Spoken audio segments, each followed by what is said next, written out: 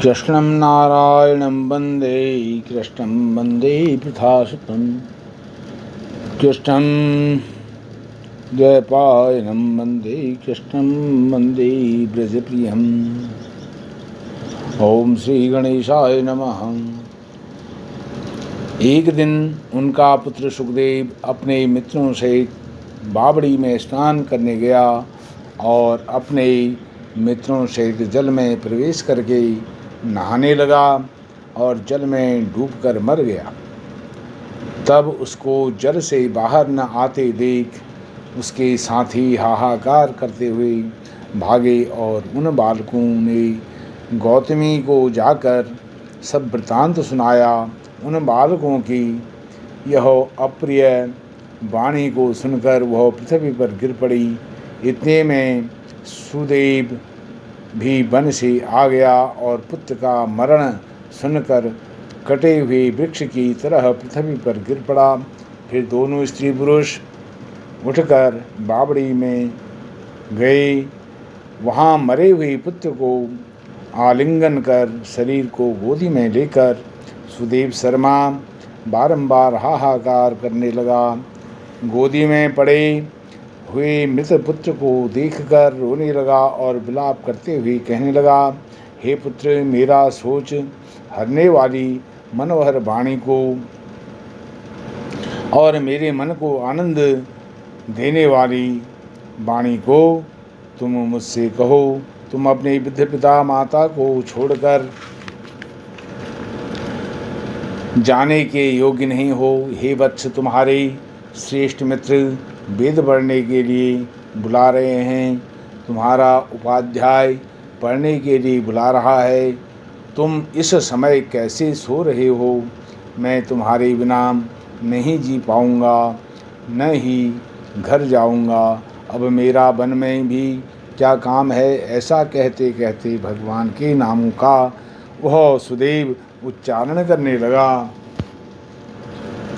इस प्रकार उस ब्राह्मण के विलाप को सुनकर दसों दिशाओं में गरजता हुआ मेघ बादल आया।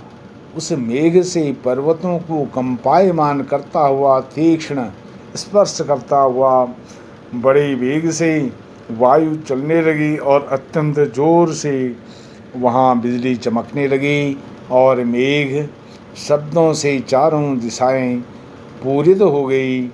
इस प्रकार एक मास तक ऐसा जल वर्षा की सारी पृथ्वी जल से भर गई। परंतु पुत्र शोक की अग्नि से तपे हुए उस ब्राह्मण सुदेव को कुछ भी मालूम न हुआ। न उसने पानी पिया, न भोजन किया। पुनः पुनः इस प्रकार पुकारते हुए ही उसको सारा मास व्यतीत हो गया।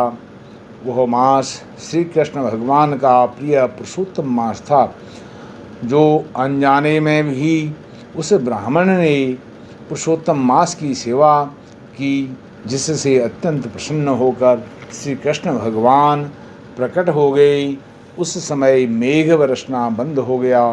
फिर उस ब्राह्मण ने श्री कृष्ण भगवान को देखकर शीघ्र पुत्र को पृथ्वी पर रखकर स्त्री सहित श्री कृष्ण भगवान को दंडवत नमस्कार किया और हाथ जोड़कर श्री कृष्ण भगवान के आगे बैठ गया। अनजाने में पुरुषोत्तम मास के सेवन से प्रसन्न होकर भगवान अमृतवाणी से बोले, हे सुदेव, तुम धन्य हो और अत्यंत भाग्यवान हो। जो कुछ होने वाला है सो सुनो। मैं कहता हूँ, हे ब्राह्मण, तेरे इस पुत्र की 12,000 वर्ष की आयु होगी। हे द्विजोत्तम, तेरे को सुख देने वाला होगा, इसमें कोई संदेह नहीं है। मैं प्रसन्न होकर तुमको पुत्र दिया। नारायण कहने लगे, हे नारद, भगवान के इतना कहने पर वह ब्राह्मण पुत्र जीवित होकर उठ बैठा और ब्राह्मण और उसकी स्त्री दोनों ही पुत्र को देखकर महा आनंदित हुए और देवता भी पुष्पों की वर्षा करने लगे। सुखदेव ने उन दोनों माता पिता था श्री हरि विष्णु को नमस्कार किया और गरुड़ भी पुत्र सहित ब्राह्मणों को देखकर अत्यंत प्रसन्न हुआ। तब ब्राह्मण आश्चर्य युक्त होकर श्री हरि को नमस्कार कर हाथ जोड़कर गदगद वाणी से संशय काटने के लिए आनंद सहित भगवान से पूछने लगे, हे प्रभो, मेरे 4000 वर्ष तक निरंतर महाकठिन तप करने पर आपने जो कठोर वचन मुझसे कहे थे कि मेरे 7 जन्मों में भी पुत्र का सुख नहीं है, उस वाक्य के उल्लंघन हेतु और मरे हुए पुत्र को जीवित करने का कारण क्या है? तब श्री हरि नारायण जी ने कहा, हे नारद, भक्तवत्सल भगवान अपनी वाणी से सुदेव ब्राह्मण को प्रसन्न करते हुए बोले, हे द्विजराज, जिससे मैं प्रसन्न हुआ, क्या वह तुम नहीं जानते हो? मेरा प्रिय पुरुषोत्तम मास आने पर तुम दोनों स्त्री पुरुषों ने उपवास कर यहाँ बैठने से पुरुषोत्तम मास की सेवा की है। एक बार वेद में कहे गए साधनों को और दूसरी ओर पुरुषोत्तम मास के सेवन को जब ब्रह्मा जी तोलने लगे तो वेदोक्त साधन बहुत हल्के निकले और पुरुषोत्तम मास सेवन व्रत भारी पड़ा। इसलिए संसार में पुरुषोत्तम मास अधिक पूज्य और मान्य है। जो मनुष्य का जन्म लेकर श्री पुरुषोत्तम मास में जप तप स्नान दान आदि नहीं करते हैं, वे जन्म जन्मांतर में दरिद्र होते हैं। अतः सब प्रकार से यत्न करके मेरे प्रिय पुरुषोत्तम मास का सेवन करना चाहिए। जो पुरुषोत्तम मास की सेवा करेगा, जो पुरुषोत्तम की सेवा करेगा, वह भाग्यवान धन्य होकर मुझको प्राप्त करेगा। श्री हरिनारायण बोले, इस प्रकार हे मुने, जगदीश्वर कृष्ण भगवान ऐसा कहकर तत्काल गरुड़ पर चढ़कर अत्यंत पवित्र वैकुंठ लोक को चले गए। स्त्री सहित सुदेव ब्राह्मण मृत प्रायः होकर फिर जीवित हो गए और सुखदेव को देखकर रात दिन अत्यंत हर्षित होते जा रहे थे और कहने लगे कि यह अत्यंत आश्चर्य की बात है कि ऐसा मास कहीं भी न देखा न सुना। इस प्रकार आश्चर्य युक्त होकर वह सुदेव ब्राह्मण अत्यंत श्रद्धा युक्त होकर पुरुषोत्तम मास का सेवन करने लगा। ऋषि वाल्मीकि कहते हैं, वहीं तुम राजा दृढ़धन्वा विख्यात हुए। हे राजन, पुरुषोत्तम मास के सेवन से संपूर्ण ऋषियों के भोगने वाले हुए। हे राजन, जो तुमने मुझसे पूछा था सो मैंने सब तुमको बता दिया, और पूर्व जन्म में जो सुखदेव तुम्हारा पुत्र था वही तोता था। हरि ने उसको जगाया और सुखदेव नाम से विख्यात हुआ। वह सुखदेव 12,000 वर्ष तक आयु भोग कर वैकुंठ को गया। वही सुखदेव वन के सरोवर में बड़ के वृक्ष पर बैठकर संसार सागर में डूबे हुए विषय रूपी सर्प से तुम जो अपने पूर्व जन्म के पिता को देखकर कृपा से युक्त हो चिंतन करने लगा कि यदि मैं इस राजा को बोध नहीं कराऊंगा तो मेरा भी अपराध हो जाएगा। इस प्रकार मेरा इन श्रुति वचनों वेद वचनों को मानना वृथा हो जाएगा। इसलिए मुझको अपने पूर्व जन्म के पिता का उपकार अवश्य करना चाहिए। ऐसा सोचकर ही उस तोते ने तुमको ज्ञान दिया।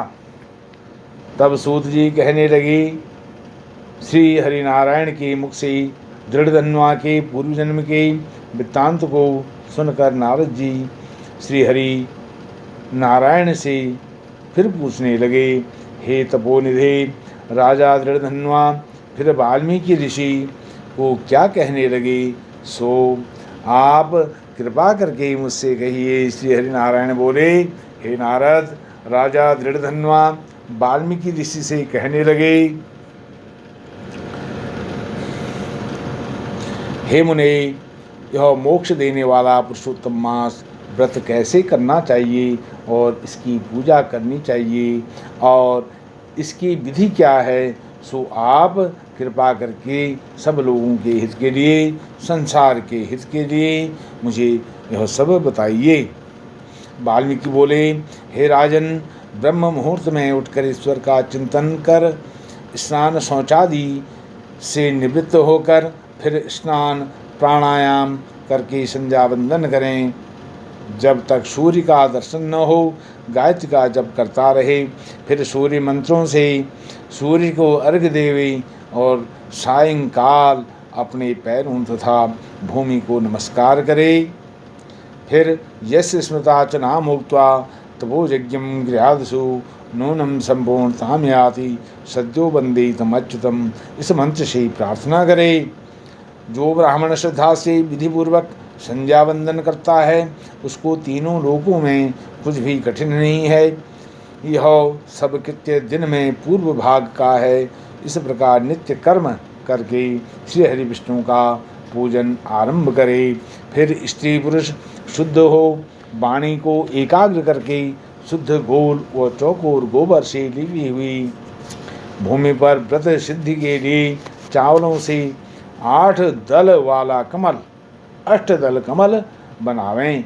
फिर स्वर्ण, चांदी या तांबे या मिट्टी का नवीन छिद्र रहित शुद्ध कलश उस मंडल के ऊपर स्थापित करें।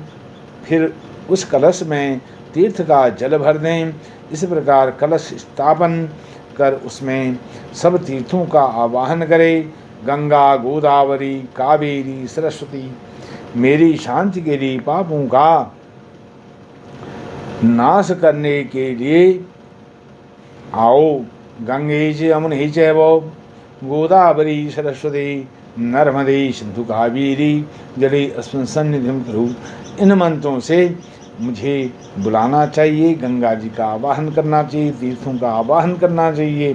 फिर कलश को मंत्रों से गंध, अक्षत, नैवेद्य और ताजे पुष्पों से पूजकर कलश के ऊपर पीले वस्त्र में लपेटा हुआ तांबे का पात्र रख देना चाहिए। फिर उस पात्र के ऊपर श्री राधा कृष्ण की मूर्ति स्थापित करनी चाहिए। फिर भक्ति युक्त चित्त से विधि का विधान पूजन करना चाहिए। श्री हरि विष्णु कहने लगे, हे नारद, फिर प्रतिमा को अग्नि द्वारा शुद्ध करके प्राण प्रतिष्ठा करना चाहिए, अन्यथा मूर्ति धातु ही रहती है। ओम एतं देवी शब्दयज्ञं प्राहुर्विषप्ते ब्रह्मणे यज्ञमवतेन यज्ञपतिन्तेन यज्ञमामौ मनोज्योतिर्जुखदा माजस्य विष्णुर्यज्ञमन्त्रहुतरिष्टं यज्ञगुं सम्मं दधातु विश्वे देवा शैमानन्तामोम प्रतिष्ठा। इस मंत्र से प्रतिष्ठा करनी चाहिए, तब उसका धातु तत्व समाप्त होता है और भगवत तत्व उसमें विद्यमान होता है। तद वैष्णव ऐसे ही पुरुषोत्तम के बीज से जैसे ही वेदों के मंत्रों को जानने वाला ब्राह्मण निरंतर हृदय पर अंगूठा रखकर इन मंत्रों से हृदय में प्राण प्रतिष्ठा करे। उस मूर्ति के लिए प्राण रहे या इस मूर्ति के लिए प्राण जाए। इस प्रकार प्रतिमा के देवत्व आने के लिए स्वाहा, इस प्रकार यजुर्वेद के मंत्र पढ़े। इस प्रकार प्राणों को प्रतिमा में रखकर श्री पुरुषोत्तम भगवान का ध्यान करे और इस प्रकार कहे, हे देव देवेश, हे पुरुषोत्तम, मैं यह आसन श्री राधा कृष्ण भगवान को अर्पित करता हूँ। गंगादिक सब तीर्थों से प्रार्थना करके मेरे द्वारा लाया हुआ यह जल सुख से स्पर्श करने योग्य है। भगवान पाद्य के लिए जल ग्रहण करें। ऐसा कहकर पाद्य देवे श्री गंगा जी से जल लाकर सुंदर कलश में रखे हुए इस गंगा जल का आचमन करिए। ऐसा कहकर आचमन अर्पण करे। फिर पंचामृत से स्नान करावे, फिर आचमन दे। तथा कामनाओं की सिद्धि के लिए मैं यह 2 पीताम्बर भेंट कर रहा हूँ, इस प्रकार वस्त्र देकर आचमन करावे। हे नारद, इस संसार सागर से आप मेरी रक्षा करें। ऐसा कहकर अंगोछा सहित यह यज्ञोपवीत ग्रहण करें। ऐसा कहकर यज्ञोपवीत अर्पण करें। हे श्रेष्ठ सुगंधि युक्त मनोहर दिव्य चंदन के विलेपन को प्रीति के लिए ग्रहण करें। ऐसा कहकर भगवान को चंदन लगावें। हे पुरुषोत्तम, शोभायमान अक्षतों को ग्रहण करिए। ऐसा कहकर अक्षत चढ़ावें। इस प्रकार की सवादि 24 मंत्रों से नाम के अंत में चतुर्थी विभक्ति लगाकर प्रत्येक अंग की पूजा करें। फिर पुष्पादि लेकर एक एक वस्तु से पुरुषोत्तम का पूजन करना चाहिए। ओम नमो भगवते वासुदेवाय। गोविंद गोविंद हरे मुरारे, गोविंद गोविंद मुकुंद कृष्ण, गोविंद गोविंद रथांग बाणे, गोविंद दामोदर माधवेति। हरि ओम तत्सत्।